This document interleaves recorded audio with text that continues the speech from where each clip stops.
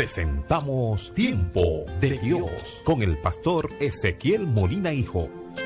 Una palabra de fe que puede transformar. Sus Biblias en Hechos capítulo 9, libro de los Hechos de los Apóstoles capítulo 9. Gloria a Dios. Vamos a leer a partir del verso 32.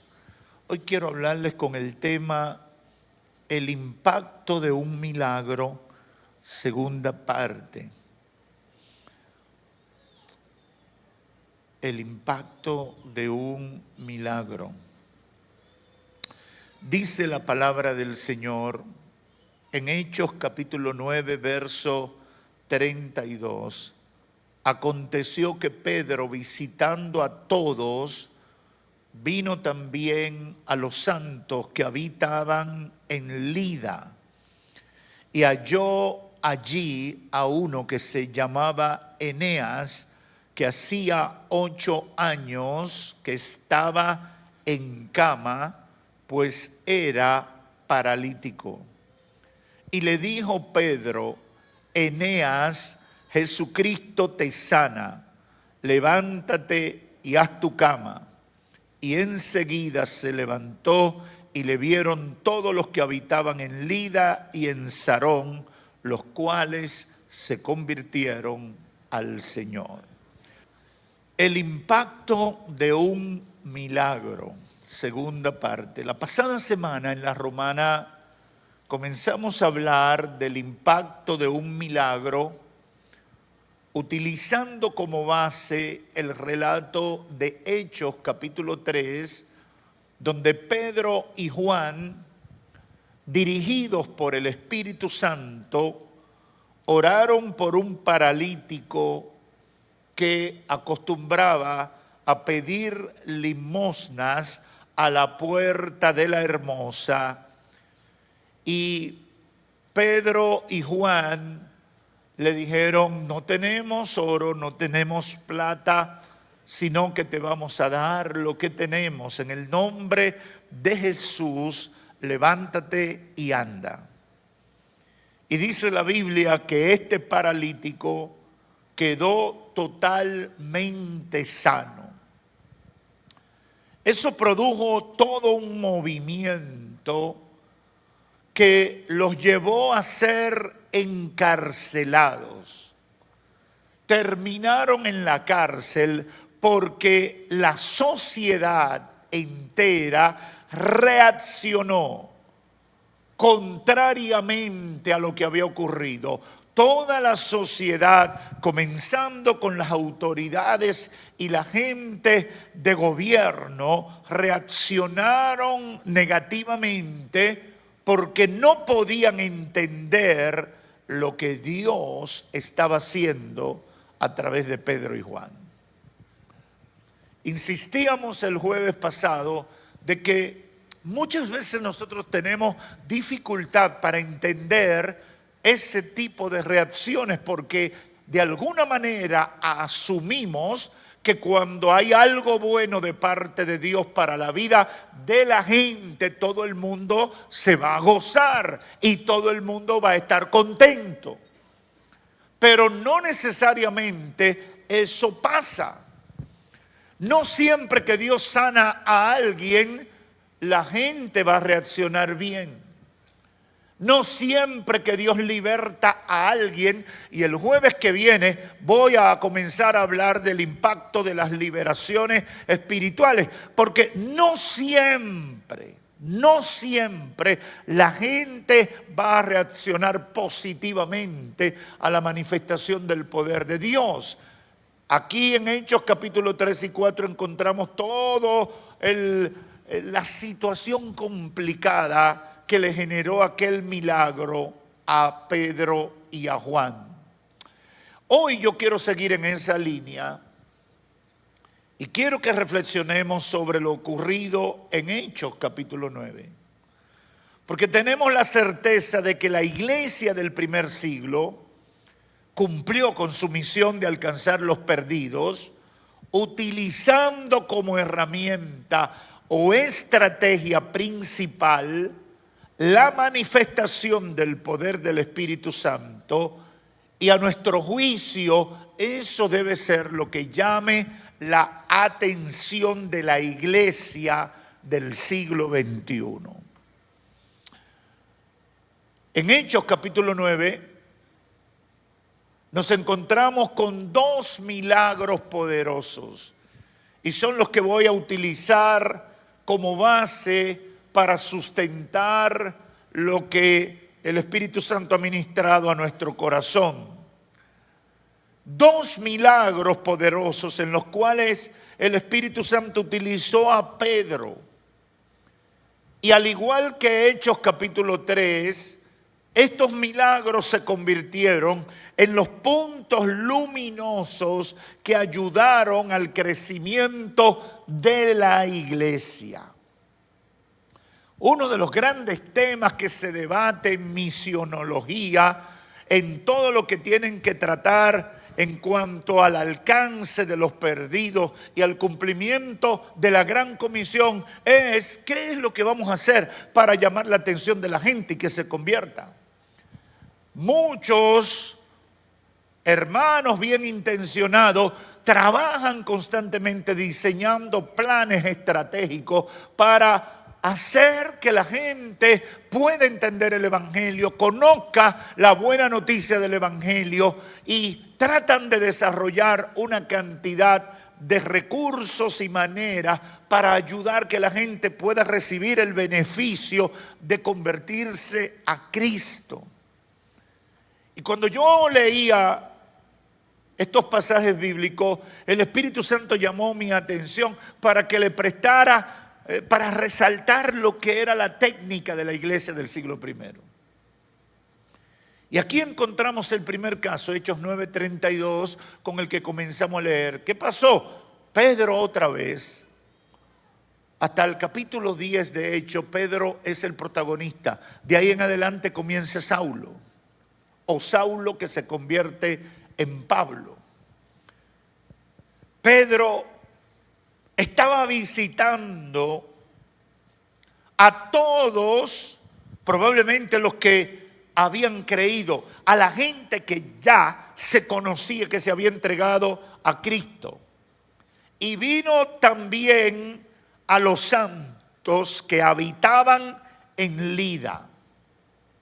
Lida era una pequeña ciudad que pertenecía a Judea. Y dice, y halló allí a uno que se llamaba Eneas, que hacía 8 años que estaba en cama, pues era paralítico. La Biblia no entra en el detalle de si era un hermano en la fe, pero por el contexto uno puede deducir que era un hermano en la fe. Y le dijo Pedro a Eneas, Eneas, Jesucristo te sana. Aleluya. Me encanta la forma que tenían los apóstoles de ministrar. Jesucristo te sana. Levántate y arregla tu cama. Cualquiera pudiera decir, se emocionó Pedro. Pero ¿qué dice la Biblia? Y enseguida, el que tenía 8 años en cama, se levantó.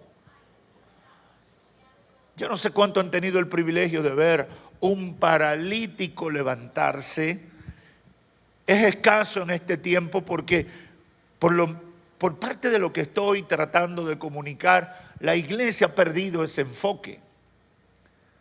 Pero yo he tenido el privilegio de ver paralíticos levantarse.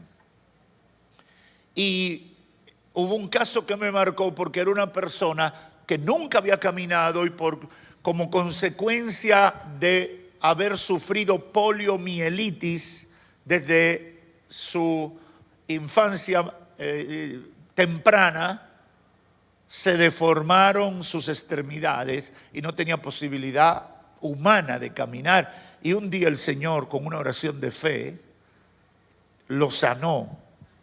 Y aunque no tenía músculo, porque nunca había caminado, se puso en pie y comenzó a caminar, porque los huesos se enderezaron por el poder de la palabra en el nombre de Cristo Jesús.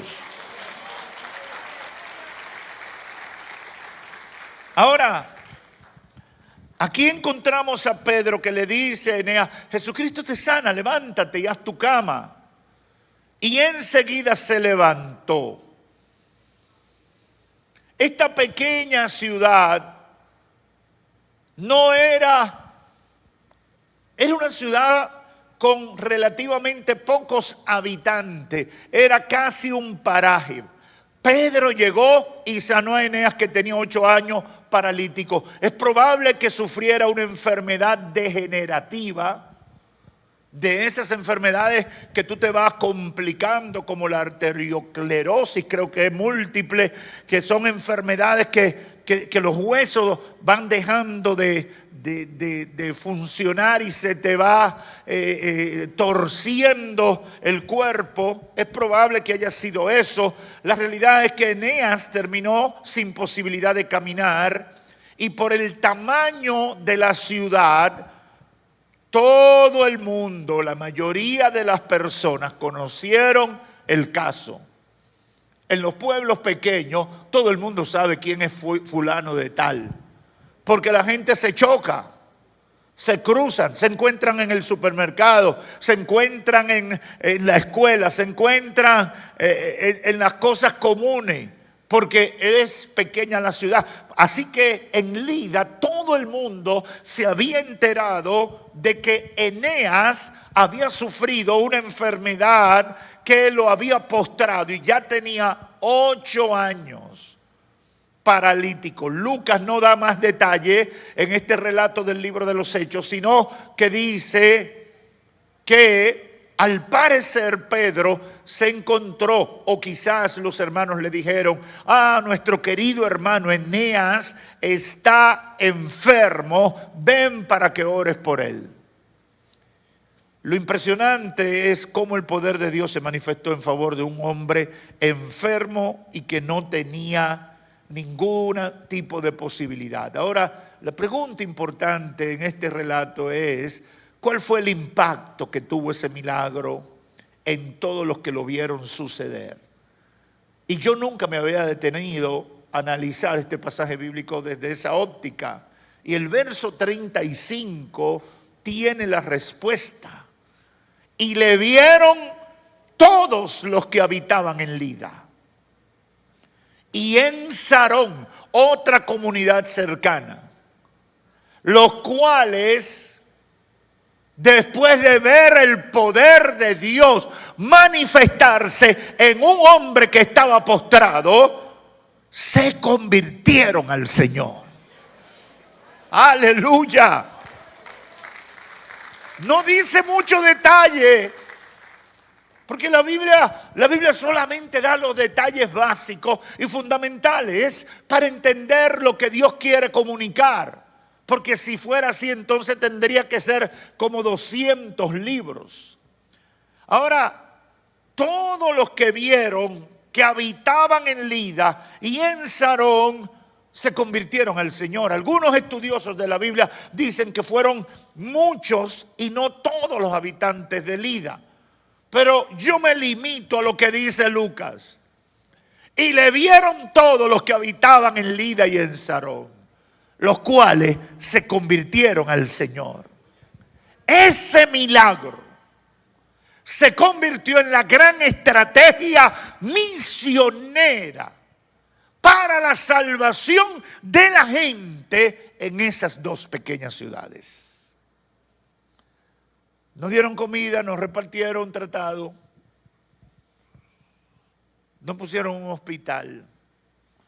Solamente Pedro oró por un paralítico, se levantó y se desató un avivamiento que trajo a la mayoría de la ciudad a los pies de Cristo. El segundo caso va en la misma dirección. Verso 36, capítulo 9 de Hechos. Había entonces en Jope, 18 kilómetros más adelante, una discípula llamada Tabita, que traducido quiere decir al griego es Dorcas. Esta abundaba en buenas obras y en limosnas que hacía. Y aconteció que en aquellos días Dorcas enfermó y murió. Después de lavada, la pusieron en una sala y como Lida estaba cerca de Jope, los discípulos, oyendo que Pedro estaba en Lida, le enviaron 2 hombres a rogarle: no tardes en venir a nosotros. Al parecer, Dorcas era una hermana muy solidaria. Era una hermana muy preocupada con las viudas, que en el primer siglo eran personas con muchas limitaciones, muy necesitadas, porque la sociedad no le permitía trabajar. La sociedad no le permitía emprender algún tipo de negocio para sostenerse, y al parecer Dorcas o Tabita era una mujer con cierta condición económica que usaba para ayudar a las viudas. La Biblia no detalla la causa de la muerte de Dorcas, pero la hermana murió. Y en ese lugar los muertos lo bañaban y lo exponían por 3 días. Al enterarse de que Pedro, el hombre que Dios estaba utilizando de manera extraordinaria, andaba por Lida, solo a 18 kilómetros, lo mandaron a buscar para que viniera a orar por la hermana Dorcas que había muerto. Y aquí quiero resaltar la fe de los hermanos. Dios había usado a Pedro para levantar a un paralítico, pero no para resucitar a un muerto.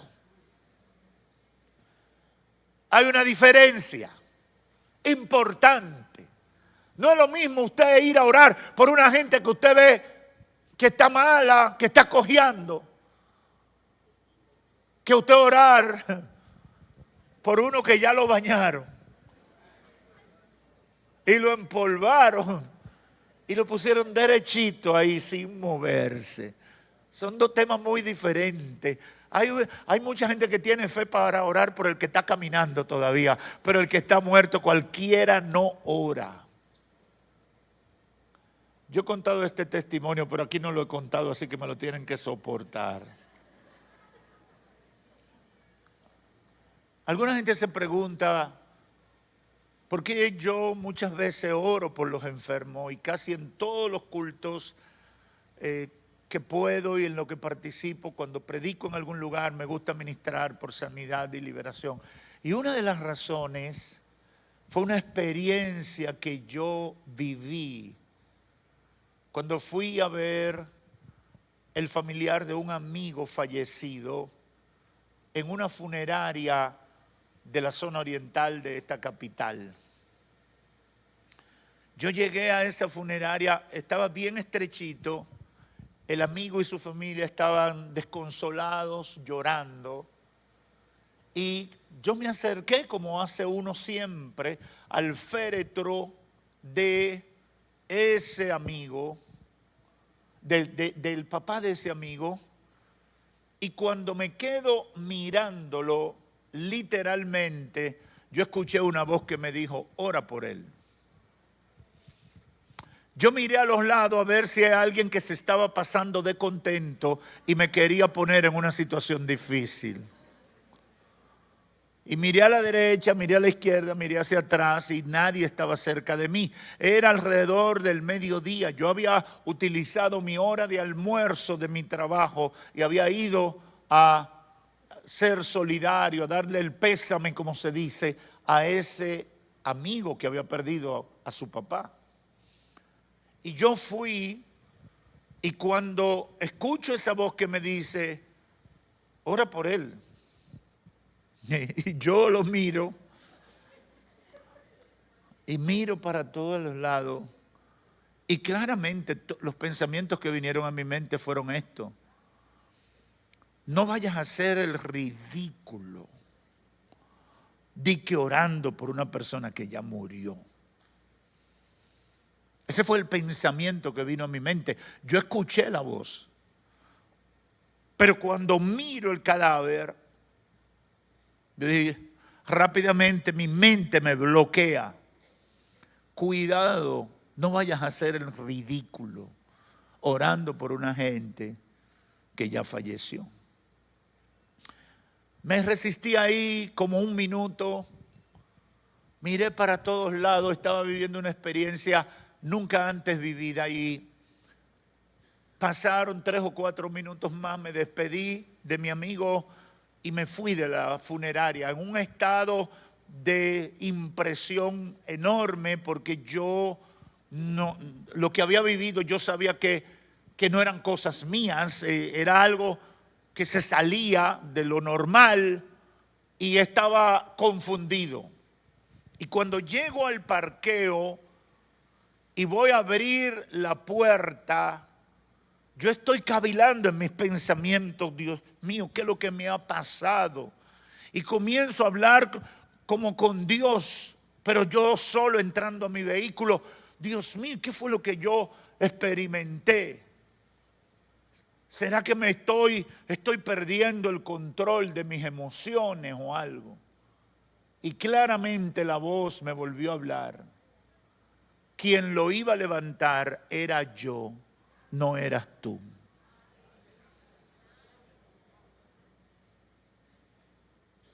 Cada vez que pienso en eso, siento un poco de la sensación que viví ese día.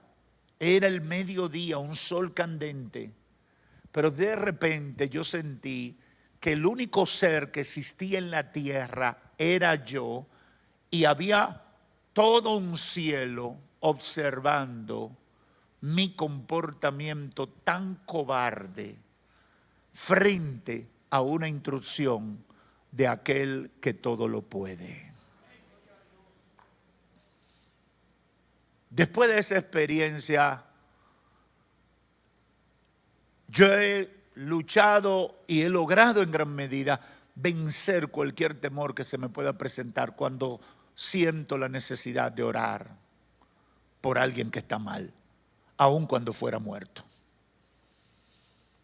Pero son batallas que uno tiene, porque uno puede hacer cosas en el nombre del Señor muchas veces cuando está dentro de la posibilidad humana. Cuando yo creo que eso entra en la esfera de lo posible, pero cuando hay algo que parece imposible, que no hay forma humana de que pueda ocurrir, nosotros tenemos la tendencia a atemorizarnos y dudar de que Dios pueda obrar, tal como la Biblia señala que lo ha hecho en muchas ocasiones. Pedro llegó a la casa de Dorcas y no se encontró con alguien como en Lida, que estaba paralítico. Se encontró con una mujer muerta. Y dice el verso 39, levantándose Pedro fue con los 2 hombres que fueron a buscarlo, y cuando llegó le llevaron a la sala donde les rodearon todas las viudas, llorando y mostrando las túnicas y los vestidos que Dorcas hacía cuando estaba con ellas. Entonces, verso 40, entonces sacando a todos. Y aquí hay un detalle, yo no sé cuántos recuerdan el milagro de la hija de Jairo. Pedro está aplicando aquí el mismo método de Cristo. ¿Por qué? Porque se encontró con una cantidad de personas preocupadas o necesitadas o queriendo ver qué era lo que iba a pasar. Y dice el verso 40, sacándolo a todos, Pedro se puso de rodillas y oró.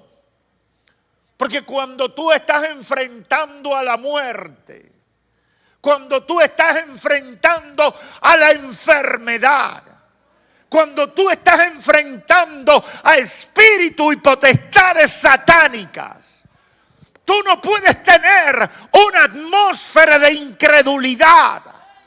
Tú tienes que estar con gente de fe, gente que estén unidas en el espíritu, creyendo que Dios obrará en esa situación. Aleluya. Aleluya. Sacándolo a todos, Pedro se puso de rodillas. No lo hizo como con Eneas. Se puso de rodillas y oró. Me imagino que Pedro estaba impresionado. ¿Cómo a esta gente se le ocurre llamarme para orar por una persona que ya murió? Yo he orado por paralíticos. He orado por enfermos de diferentes tipos, pero nunca he orado por una persona muerta. Se arrodilló. A Eneas le dijo, Jesucristo te sana. ¡Pum! Se levantó. Pero aquí va de rodillas. Y clama a Dios. Y volviéndose al cuerpo, mirando el cadáver, le dijo, Tabita, levántate. Y ella abrió los ojos. Aleluya. Yo no sé si usted quisiera pasar una experiencia así.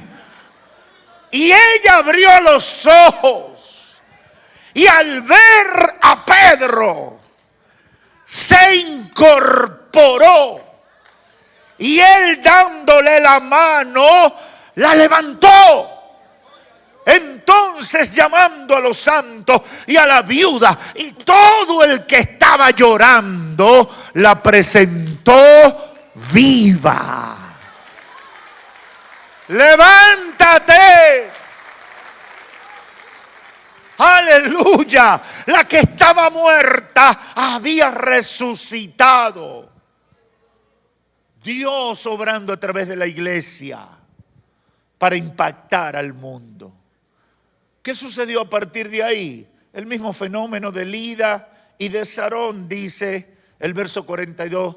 Esto fue notorio en toda Jope y muchos creyeron en el Señor. Impresionante. Impresionante la estrategia que el Espíritu Santo le dio a la iglesia para alcanzar a los perdidos. No era más que ser respuesta de Dios a través de la iglesia a las necesidades de la persona. Y ese es el centro de lo que el Espíritu Santo ha puesto en mi corazón. Y por eso lo expreso en estas dos conclusiones. Número uno, la asignación de Jesucristo a sus discípulos, que se conoce como la gran comisión, está muy definida y conectada con el uso de los dones del Espíritu Santo para responder a las necesidades de la gente y que estos se conviertan en discípulos de Cristo.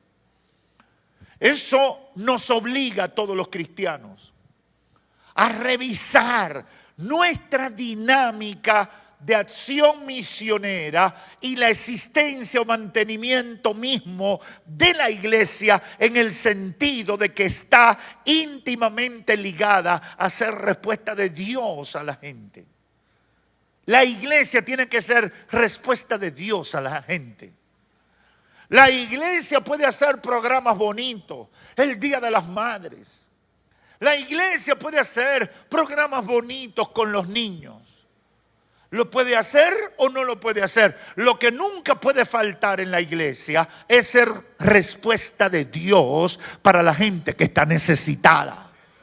La iglesia tiene que tener poder de lo alto. La iglesia tiene que tener la capacidad de generar fe y generar esperanza para la gente que el diablo lo tiene cercado o que los problemas lo están ahogando. Es bueno y necesario también convertirnos en hombres y mujeres de Dios que viven dentro de normas cristianas, que tienen una vida nueva, alejada del pecado y que dan testimonio de su fe a un mundo perdido. Pero esa transformación individual no puede excluir la herramienta de predicación por excelencia y la característica distintiva de la iglesia de Jesucristo, que es la de ministrar a las necesidades de la gente. Reconocemos que muchos han cometido excesos, ofreciendo milagros. Reconocemos que muchos han cometido excesos ofreciendo sanidades, ofreciendo soluciones a problemas, extralimitándose a lo que dice la palabra de Dios y el orden establecido en la palabra de Dios. Sin embargo, eso no debe convertirnos en iglesias que parecen logias o clubes sociales o simple grupo de gente buena que solamente se reúne para celebrar lo bueno que son. La gran comisión incluye varias cosas. Mire como dice Jesús en Marcos 16: vayan por todo el mundo y prediquen el evangelio a toda criatura. El que creyere y fuere bautizado será salvo, mas el que no creyere será condenado. Y estas señales seguirán a los que creen. En mi nombre, dice Jesús, echarán fuera los demonios, hablarán nuevas lenguas, tomarán en las manos serpientes, y si bebieren cosa mortífera no les hará daño. Sobre los enfermos pondrán sus manos y sanarán.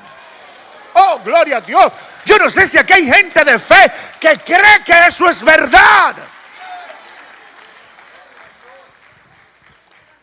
Porque la sorpresa es que hay muchos cristianos en la iglesia del siglo XXI que no lo creen.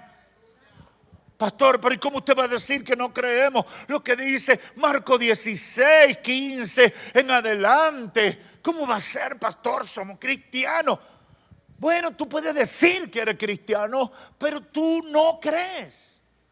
Porque tú no te consideras discípulo. Porque tú no haces lo que dice Jesús. Cuando Cristo declara estas palabras y está incluyendo varias cosas, dice: vayan por todo el mundo. ¿Qué significa?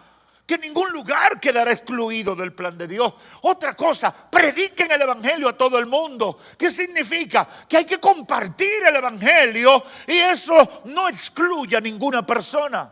Pero sobre todo, estas señales, la manifestación del poder de Dios, producirá el impacto que necesitan para que la gente se convierta en discípulo de Cristo. Aleluya, aleluya.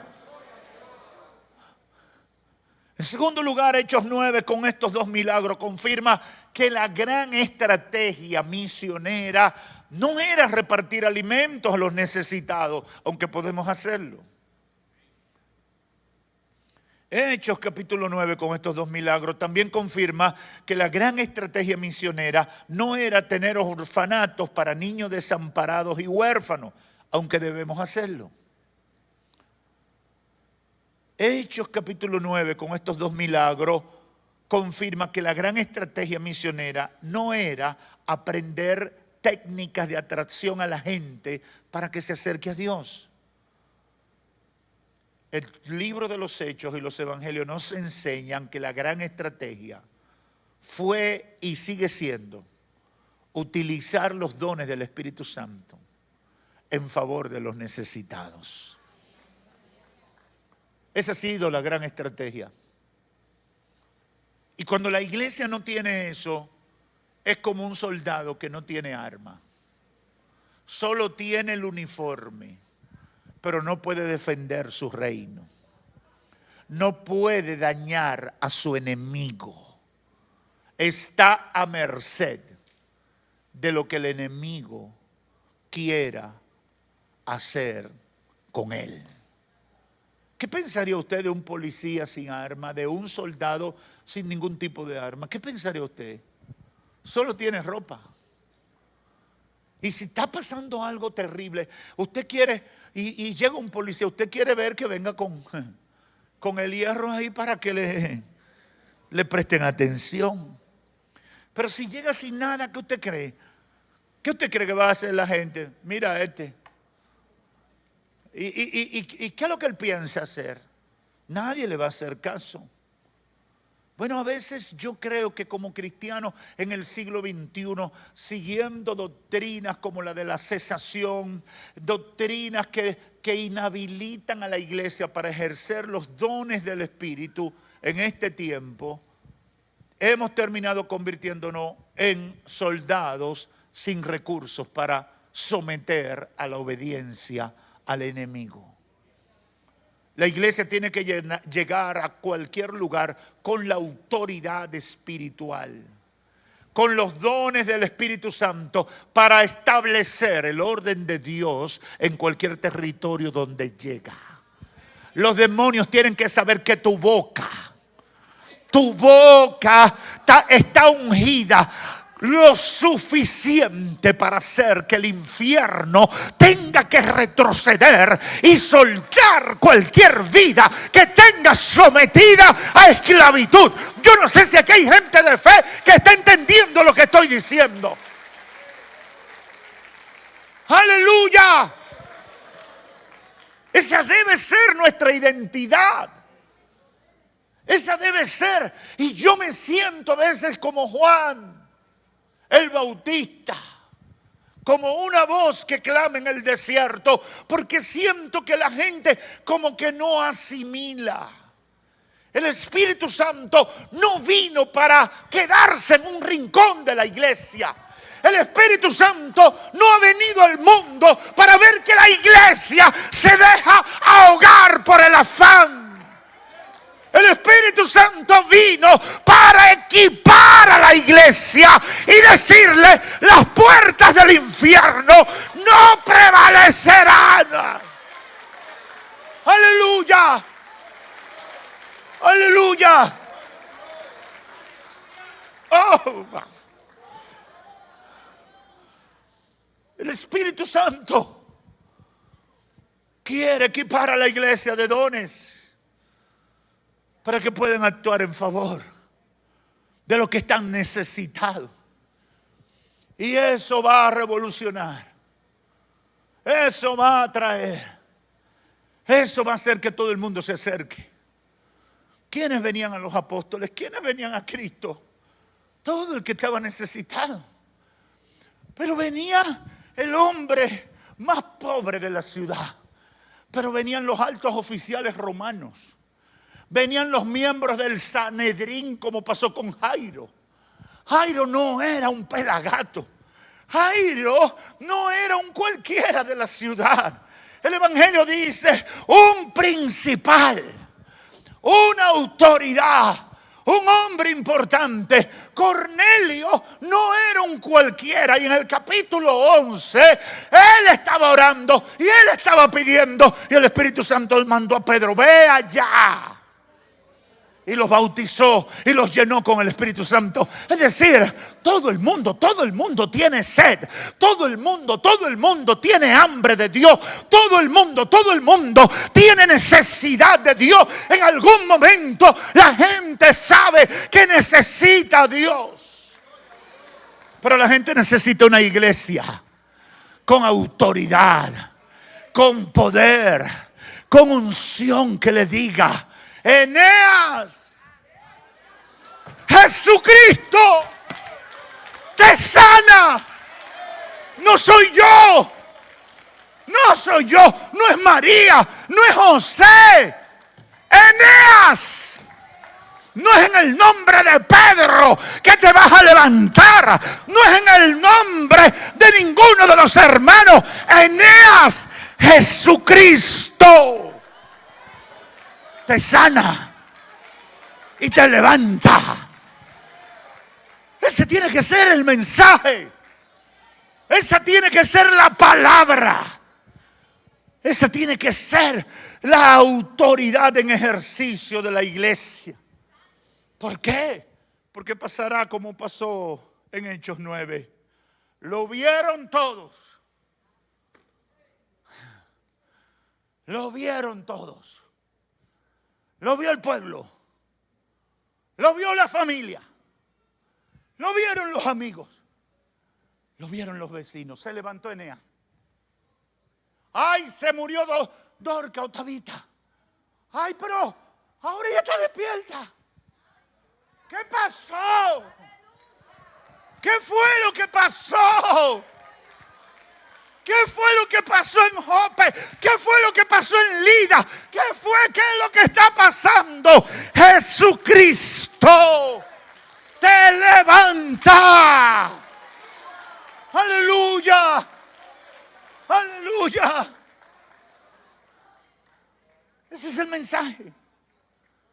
Y el impacto de un milagro es mayor que cualquier estrategia humana, que cualquier técnica, que cualquier difusión por las redes, por la radio y la televisión. El impacto del poder de Dios. Yo no sé cuántos están de acuerdo conmigo, pero yo estoy orando.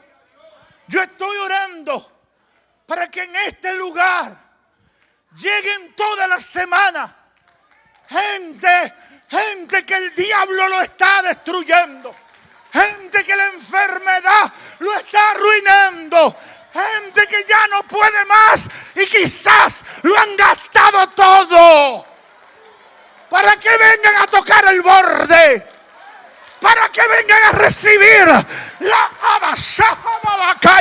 la palabra. Jesucristo te sana. Jesucristo te salva. Jesucristo te liberta. No soy yo. No es el nombre de la iglesia. No, es Jesucristo. Hemos presentado Tiempo